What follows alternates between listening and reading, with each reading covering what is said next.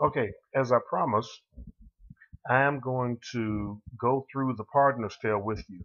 The Partner's Tale will be included on your final exam.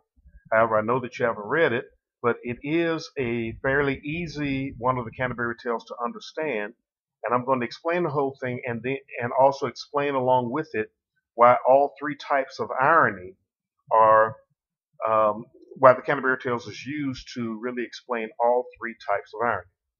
Now, before I begin, you do need to know that on your final exam, you are going to have Macbeth, the Partner's Tale, Sir Gawain and the Green Knight, and there will be some vocabulary that came from Macbeth, uh, any other handouts that I gave you. That is what will be on your final exam. You will also have an essay to write, and that essay will be about Macbeth. Okay, that is a modification I will make to the final exam so that it is applicable to you. Beowulf really should be on there, but I was not there for your study of Beowulf, so many of you are saying that you really didn't understand. So I won't put Beowulf on the final exam. But again, it will be Macbeth, The Partner's Tale, Sir Gawain and the Green Knight, and vocabulary. All right, now the Partner's Tale. The Partner's Tale, one of the Canterbury Tales. First, you have to understand who is telling it. The partner is one of the pilgrims on the trip. And according to the partner, he is a church official. In fact, what he does is in his bag, he carries a bunch of pardons that are coming from the Pope. Keep in mind that this is when England is very much a part of the Catholic Church. This is still 200 years before King Henry VIII is going to break away from the Catholic Church and form the Church of England. So the Catholic Church, Chaucer in the Canterbury Tales, in many cases is criticizing or satirizing officials of the Catholic Church. But the partner has pardons that he will sell you for the right price. And he always does so after he preaches a sermon. Now, what is the partner really? He is a con man, a very good con man. And what he says all the time is that by the time he finishes his sermon, the people, and he only goes up into the country to the least educated people, the ones who are going to believe him the most, by the time he finishes preaching his sermon, they are giving up everything they have to try to get pardon for their sins. Now, of course, obviously the whole thing is a big scam, but that's who the partner is. So his tale, though, he says his sermon is always about the same thing, that greed is the root of all evil. Now, of course, the Bible, which is what he's basing it on, says the love of money is the root of all evil. And so the partner tells a tale that is based on greed. So this is the way his tale goes. It all begins early one morning in what is really a bar, a club, a bar. And you have three guys who are known as the three drunken rioters. They don't have any other names. They are simply known as the three drunken rioters. They are three young men who all they do all day is get drunk and cause trouble. That's what they do. On this particular morning, they are sitting in the bar, the pub, and they look outside their window and they see a funeral procession going by. They look out and say, wait a minute, who is that? Whose funeral is that? And in fact, it's so early in the morning, it's even before morning mass. It says they're already drunk before morning mass. So the bartender says to them, I think that's one of your friends. Death came and took him last night. Says, in fact, Death has really been taking a lot of people. Just last week, he took an entire family over in another town. The three drunken rioters say, you know what? We're tired of Death coming and taking our friends. We're going to find Death and kill him. Now, what type of irony is that? Okay, hopefully you said that is verbal irony, where what was said is not what was intended. When the bartender said that Death came and took them, of course, he is not talking about somebody named Death at all. He's talking about the Black Plague, because that is what is going through Europe at the time. But the three drunken rioters, they simply interpret it as Death being someone who came and took one of their friends. So they get up and they stumble their way out of the bar, and they're headed down the road looking for Death. Just a short while down the road, they encounter a very, very old man sitting on the side of the road. And of course, these being three drunken rioters, they have to bother him.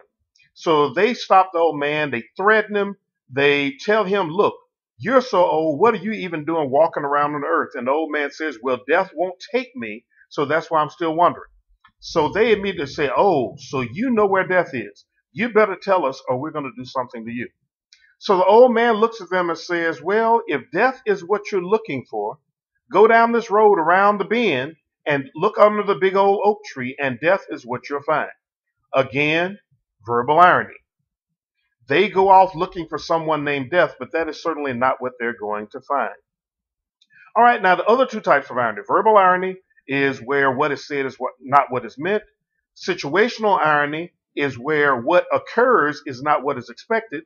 And dramatic irony is where the audience knows something is about to happen, but the characters do not. So we're going to see the other ironies come into play now. The three drunken riders go down the road. They go around the bend, and when they get to the old oak tree, underneath they find a gigantic pile of gold. So they begin celebrating. They're rolling around in the pile of gold, and they're talking about how rich they are. And then one of them stops and says, wait a minute. If we try to go into town carrying a whole bunch of gold, they're going to think that we stole it from somebody. They're going to take us and kill us. So we can't move this gold until tonight. So the other two agree, like, okay, we really can't move the gold. So they're standing there, and then the first one says, look, he talks to one. He says, why don't you go into town and get us something else to drink? If we're going to be here all day, we might as well keep drinking and celebrate it. So the one guy says, good idea, and off he goes. As soon as he leaves, the first one turns to the one that's remaining and says, look, why should we have to share this gold, split this gold in three ways? When he comes back, if we just kill him, then we only have to split the gold two ways. So the other guy agrees and says, yep, that sounds like a good plan. Meanwhile, the guy who left is walking down the road. He starts thinking, why should I have to split this gold three ways? If I just kill off the other two guys, I can have it all for myself. So on his way to get some wine, he stops by the apothecarist, which is the druggist, the pharmacist, and he says, I need some poison that'll kill a man in an instant. So the pharmacist gives him some. He says, look, this rat poison, one little bit of this and man is dead. So the guy takes it and says, good. He goes and buys some wine, pours the rat poison in the wine, and starts coming back. Now, obviously, at this point, you as the audience should recognize what type of irony. Dramatic irony, okay? Which means that we as the audience know what is about to happen, but the characters do not. So sure enough, the one guy goes back, and as soon as he comes back around the corner, the other two jump on him and stab him. He falls dead. They're celebrating, and they say, okay, well, we might as well drink up this wine that he brought. And of course, they drink up the wine, and then they both fall dead. So here we have all three of them dead. Now, situational irony. What they were looking for was death. What they found was death, but it was not what they expected. Situational irony. Dramatic irony we saw where we knew that the one guy was coming back with poison. We knew that the other two were waiting to kill him. All right, so that's dramatic irony. And of course, verbal irony. The old man told him, if death is what you're looking for, death is what you'll find. The bartender told them that death came and took one of their friends, but of course, they interpreted death to be a literal person, and so they went out running looking for death. Okay, that is the pardoner's tale. That is the whole tale.